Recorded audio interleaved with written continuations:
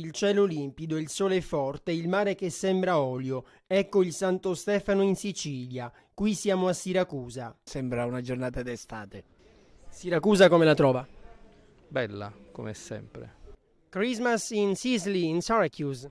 Yes, we spent time in Syracuse. Sono tanti i turisti che affollano le vie del centro, una vacanza per scoprire la città approfittando del bel tempo. Siamo di Parigi, ma italiani.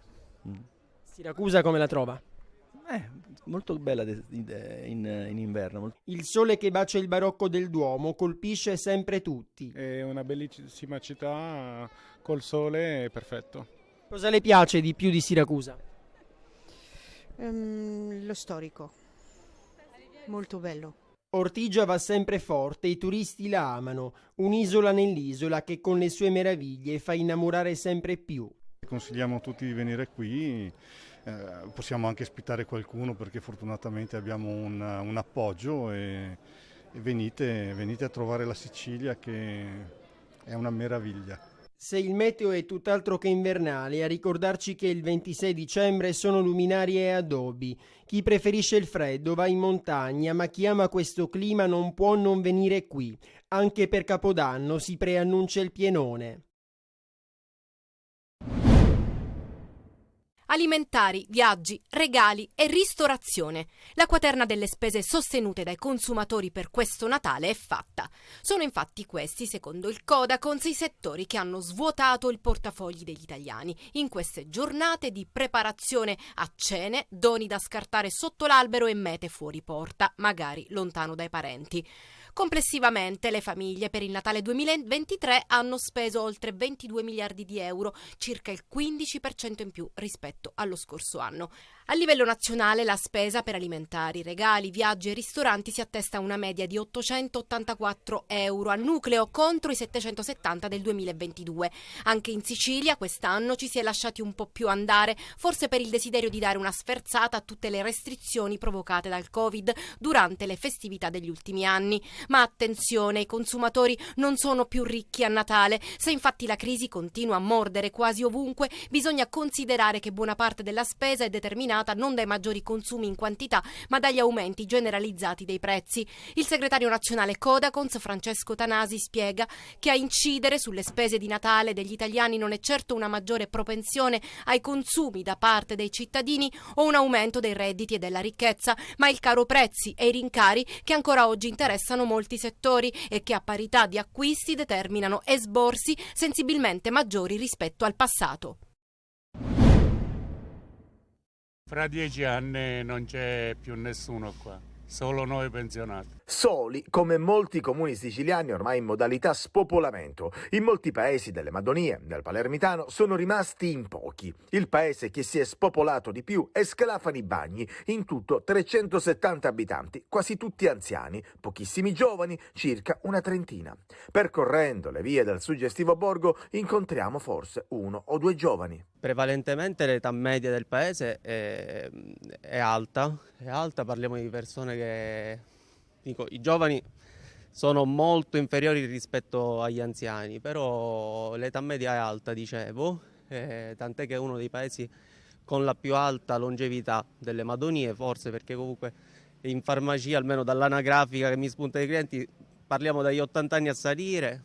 Poi ovviamente 70, 60, 50. La diminuzione delle nascite e il progredire della speranza di vita hanno portato l'Italia tra i paesi europei più anziani. Se da un lato inoltre le comunità immigrate si concentrano prevalentemente nel settentrione, ringiovanendo una popolazione sempre più anziana, dall'altro il Mezzogiorno continua a perdere popolazione. Sì, purtroppo questi timori sono più che fondati perché la gente purtroppo muore e le nascite sono quasi a zero. Tipo, se non ricordo male, 2 anni di seguito non è nato nessuno. Quest'anno si spera che dovrebbero nascere 2 bambini. Infatti abbiamo la scuola materna attualmente chiusa. Lo vedo anche i bambini, non ci sono nascite, le persone appunto si sposano e vanno via perché non c'è lavoro. Giustamente come devono fare? Non si può campare.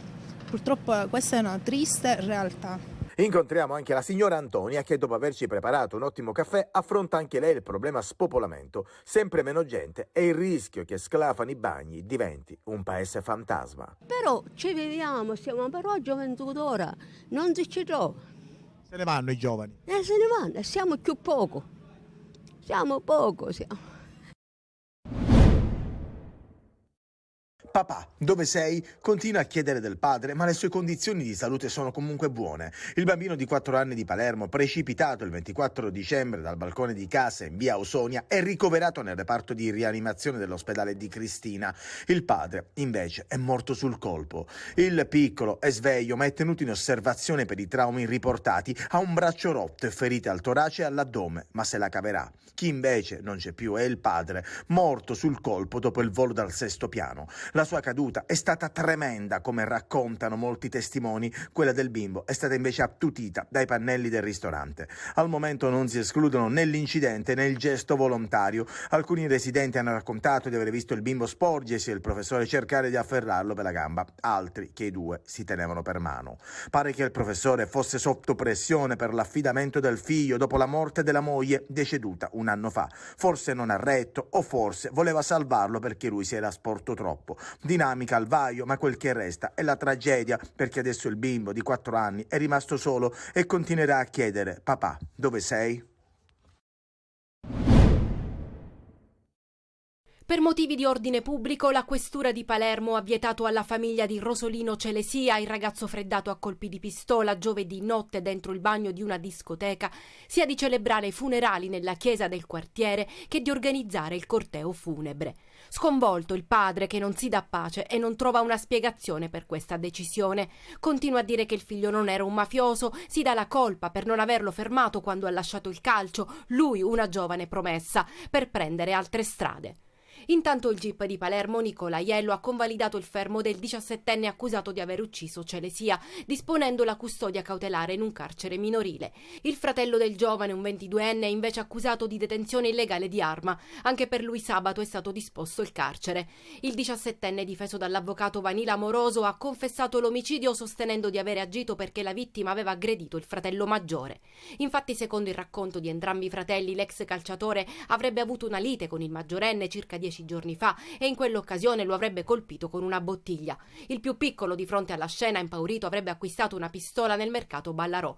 Qualche giorno dopo i tre si sono incontrati in discoteca, dove la vittima avrebbe aggredito il 22enne in cerca di un chiarimento. Celesia lo avrebbe colpito alla testa facendolo svenire. Il minorenne allora ha preso la pistola e ha sparato. Una ricostruzione al vaglio degli inquirenti, che al momento stanno valutando diverse piste, anche la possibilità che il minorenne si sia potuto attribuire responsabilità non sue. La violenza contro le donne non si ferma, ma aumentano anche le azioni per contrastarla. A Siracusa è stato firmato un protocollo tra comune e centri antiviolenza.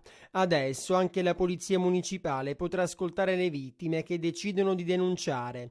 Non solo multe, quindi, con gli agenti che saranno impegnati anche in attività di prevenzione. Con la stipula del protocollo si impegna a rispettarne quelle che sono le linee guida e conseguentemente sia per la formazione del personale che verrà utilizzato e qualora si entri in contatto con donne vittime di violenze, sia per le modalità di accoglienza che debbono rispettare quei requisiti di riservatezza. È un segnale di vicinanza a chi subisce violenza di ogni genere.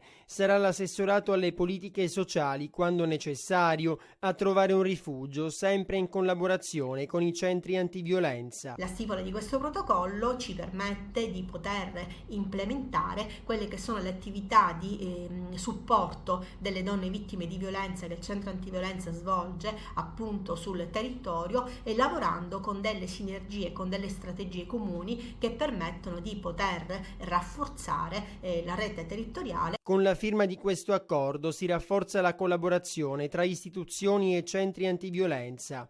Anche così si dimostra vicinanza a chi ogni giorno subisce violenza, con l'obiettivo di dare coraggio e denunciare prima che sia troppo tardi.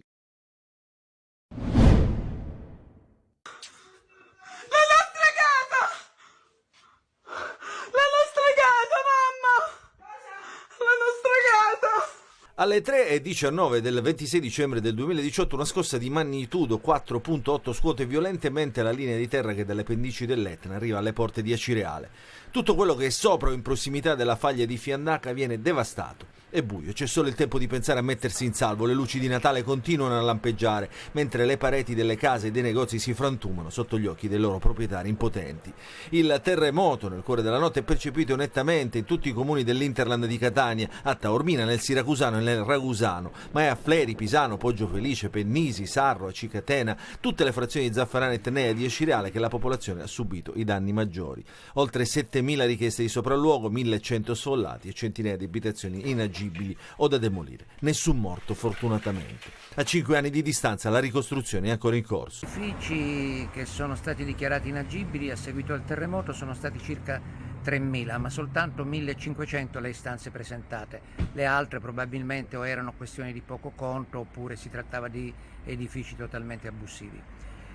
Un'emergenza che non si è conclusa, la struttura attende la proroga per continuare a lavorare, chi attende le ricostruzioni invece è costretto a scontrarsi con la burocrazia. Circa 400 pratiche che ancora sono pendenti, sono tutte pendenti presso i comuni, per una serie di difficoltà collegate al fatto che in alcuni casi ci vogliono addirittura 6 pareri di uffici diversi per ottenere il titolo edilizio. Invece la ricostruzione pubblica è sostanzialmente tutta partita, finanziata e in gara. In questi anni Fleri, Pennisi, Pisano sono diventate delle frazioni fantasma. Chi ha potuto ha delocalizzato la propria casa, gli altri sono andati via. Ed è anche questo uno degli effetti drammatici di un sisma caduto subito nell'oblio.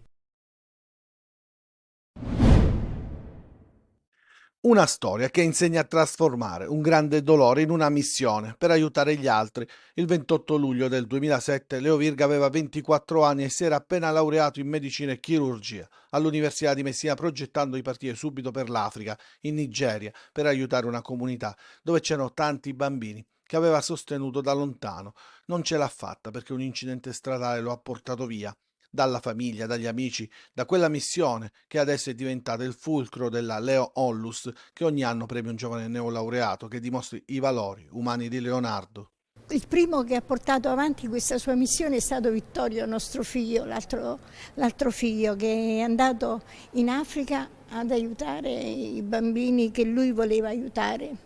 In questi anni a Messina sono stati donati diversi defibrillatori installati in città. Nella comunità di Orlu, in Nigeria, è stato già organizzato un piccolo presidio e si lavora per la costruzione di scuole, di una clinica sanitaria, di un centro di formazione. E la missione di Leo è diventata anche un esempio per gli altri studenti universitari. Sì, Leo era una persona in grado di fare squadra, era molto amato dai suoi colleghi e questa iniziativa di volontariato era proprio stata portata avanti anche presso i suoi colleghi, ne avevano parlato, avevano messo in piedi un progetto e quindi queste iniziative vanno valorizzate perché devono essere contagiose.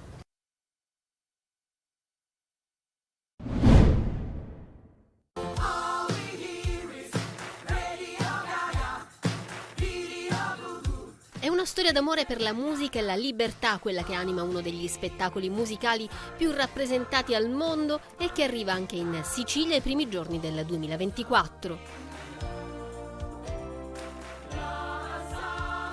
We Will Rock You è il musical che sprigiona l'energia dei brani dei Queen, cantati in lingua originale e suonati rigorosamente live da una band di 6 musicisti.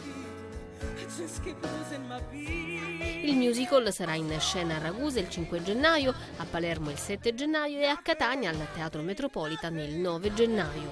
Al pubblico siciliano assolutamente dobbiamo dire di venire a teatro e di farsi investire dalla potenza di We Will Rock You. Io inoltre sono mezza siciliana, quindi per me fare spettacoli in Sicilia è sempre un grande onore e una grande emozione.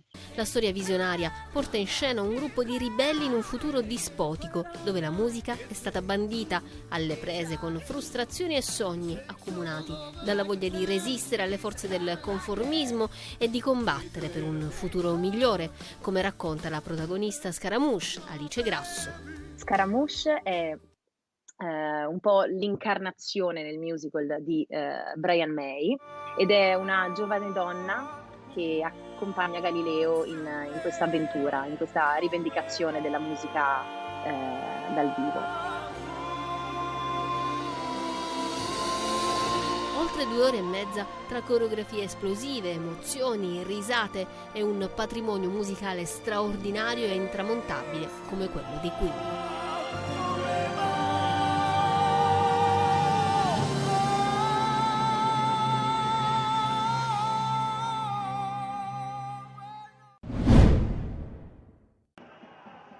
Il sorriso è tornato proprio poco prima di mettersi a tavola per il panettone. Il Catania ha invertito la rotta nell'ultima giornata del girone d'andata a Benevento, rendendo il Natale dei tifosi rossazzurri più sereno e regalando una maggiore fiducia nella seconda parte del torneo. Il 4-0 del Vigorito ha avuto lo stesso effetto di quello di Caserta, cioè far capire alla squadra di Lucarelli come se la possa giocare con tutti, anche con formazioni allestite con l'obiettivo dichiarato della promozione.